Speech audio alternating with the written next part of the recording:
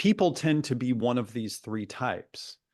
They tend to be what I would call a physical genius, or an emotional social genius, or a mental conceptual genius. And they usually have a primary and a secondary. And then they have a shadow, which is the one where they kind of are a little bit more blind.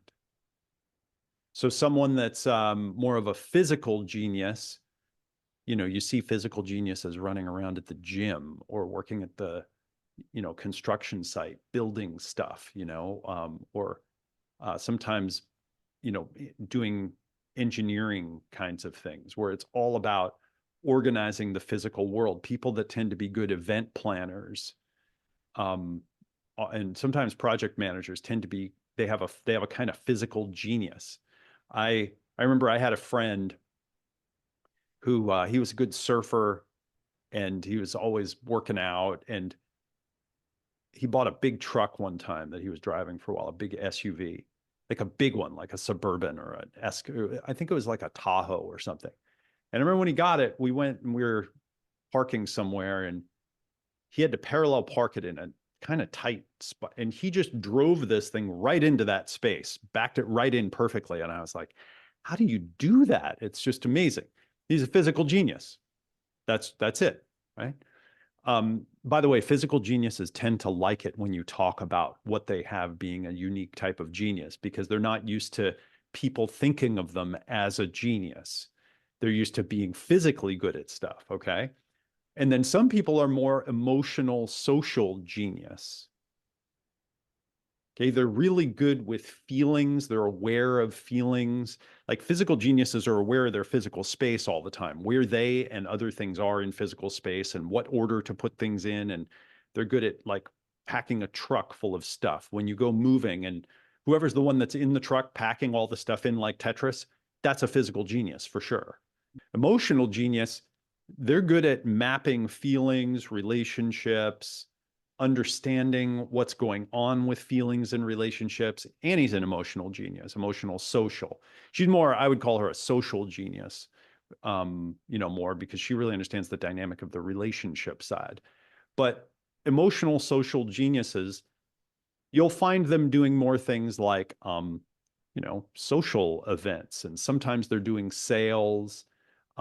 Sometimes they're doing having families or doing social work or being you know, therapists, sometimes coaches, because relationships make sense to them, right? Have you ever met somebody who was a physical genius? They were really good at doing things physically, but they were a total idiot when it came to their relationships. And they were trying to get their relationships to fit their mechanical. They're like, well, what I said the thing, you know, I told my wife that she looked pretty that morning and she still got upset, you know, or whatever. I did the thing I was supposed to do, you know, like, so yeah. So for some people, emotions and relationships are very obvious and what's going on in them. I don't tend to be that good at those things, although I've learned over years. I've practiced for a long time, so I have a little bit of competence there. And then some people are more mental conceptual genius. They're more abstract genius. People that are really good at, you know, math or computer programming, right? Or using mental models, they tend to be more abstract, conceptual type genius. Yeah. And then again, you have a primary and a secondary, is my experience. So you might have someone who's, you know, primarily, you know, a mental genius, secondarily a physical genius. That person might be like an architect, right? They're good at imagining models of the physical world.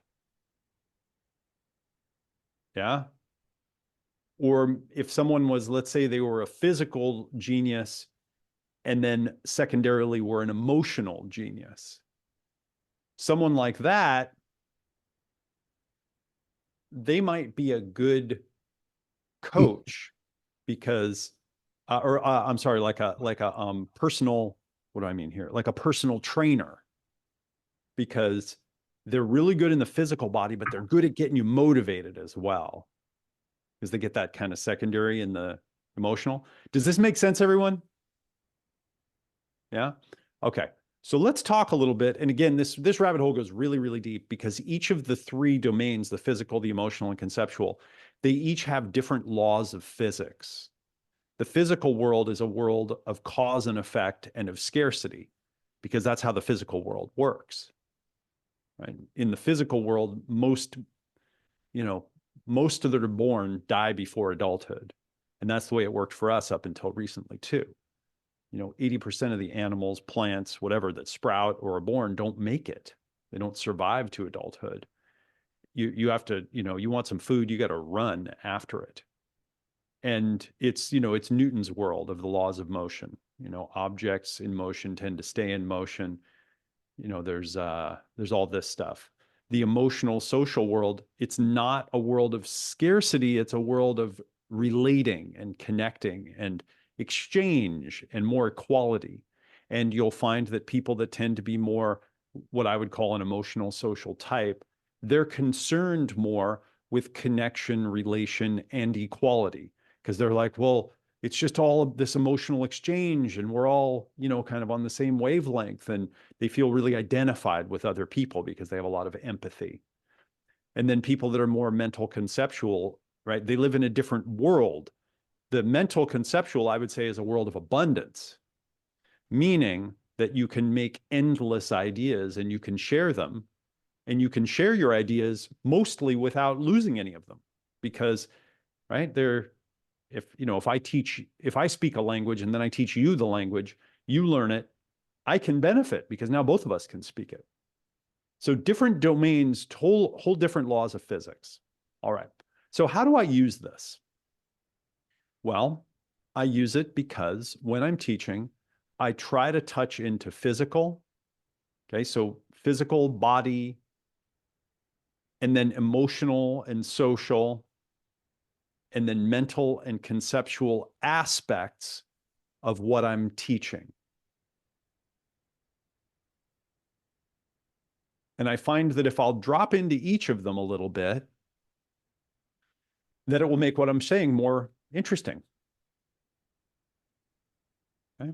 If you'll have people do something physical, do something emotional, and do something conceptual in each of your lessons, they'll be a lot more interesting.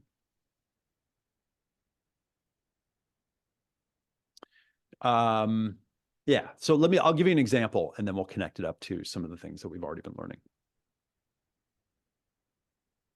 All right, so let's say that I'm teaching someone how to make a green shake every morning in order to start the day off healthy and to lose weight.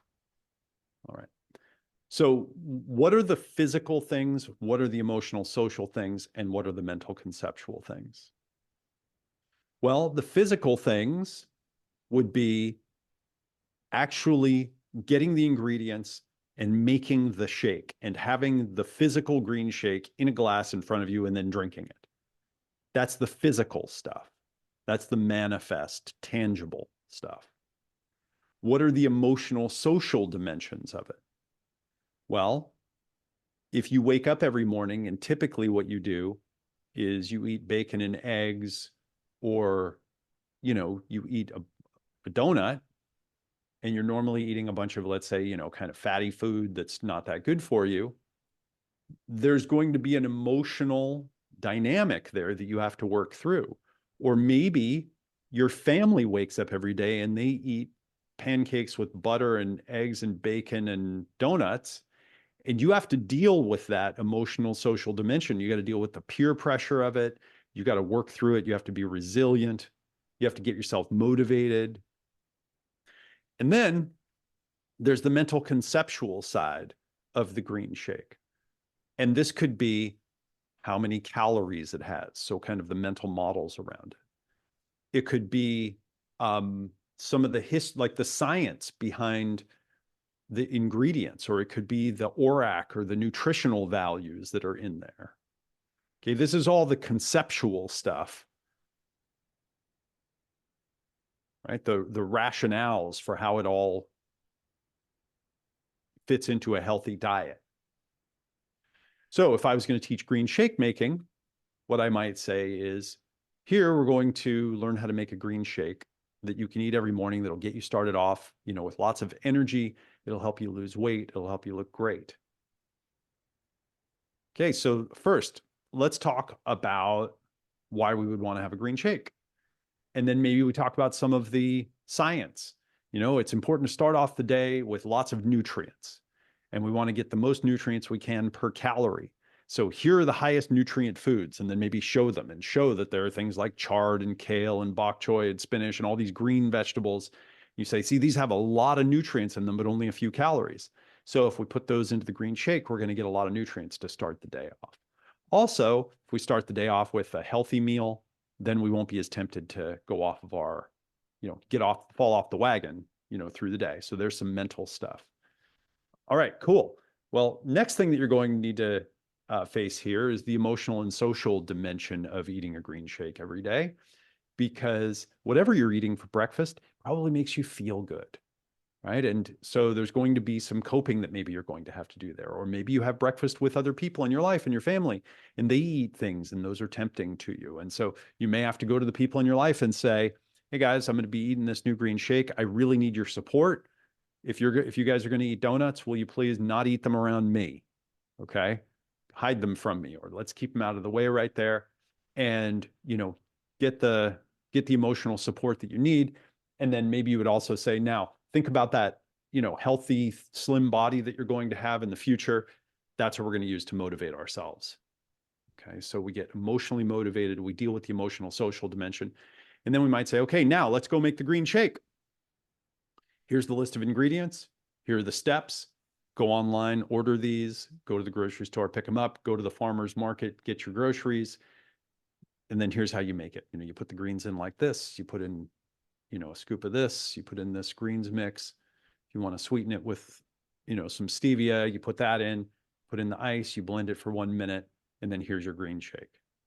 So what I've learned is that if you can touch into the physical, the emotional, and the conceptual in every lesson, what you're teaching is just going to be inherently a lot more interesting.